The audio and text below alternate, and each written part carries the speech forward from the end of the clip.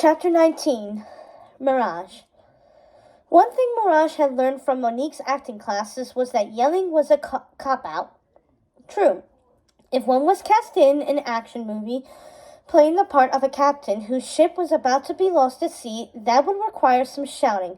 But for most other roles, including supportive employee asked to do insanely strange things and pretend to be a babysitter, Mirage understood that it was more effective to keep the volume of your voice within a medium range. With the kids staying at Sin's house, she tried to keep her decibel level down and speak in soft, even tones. She wasn't sure how much longer she could keep this acting job up. Violet offering up that babysitter's number tonight was a godsend. True, it was too late to get Monique's class, but at least handing Jack off to Kari gave her an hour of peace. That baby was always disappearing and reappearing in strange places like the lift, and Sin couldn't care less how stressed she was about what they were doing. "You can handle it," he'd say, brushing her off. She didn't want to handle it. She wanted to be at acting class and dating a guy who put her needs first. Instead of thanking her, the man was now yelling at her on the phone. "What is going on with Violet?" Syndrome demanded, the minute she'd taken him off speakerphone and was walking away from the car. "What does Dash mean by weird? Do you think Mastermind told her something? How would Mastermind know I'm behind this? I mean, yeah, I've tried to bully her into selling me this device for nearly a decade, and she knows I've tried to steal it before, but she never guessed I had Mr. Incredible's kids in my back pocket. Would she?" In the last 3 days, she'd decided something about her full-time boss, an occasional date. The man sounded manic and a tad paranoid. "I don't think so," she said through gritted teeth. "You don't think so? I need you to be sure. What am I paying you for if you can't figure out a kid's mood swings? What am I paying you for?" She was an underpaid employee playing the role of babysitter. Now he wanted her to play the role of therapist after just completing the role of action hero on a rescue mission. "I can't be seen on Mastermind's property," he said earlier, "and if those kids perish with my nullifier, this whole plan, the bonus money you're counting on, is gone. You understand me?" She needed that bonus.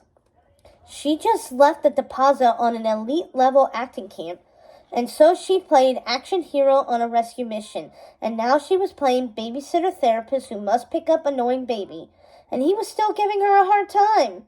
Now that Mr. Incredible and his poor wife Elastigirl were dead, she suspected he'd wanted her to play babysitter forever. What could have been so important that he'd leave Violet on her mission alone so he could race back to his island? For a moment, she'd considered walking out and leaving Sin to clean up his own mess. But then she thought of Violet and Dash.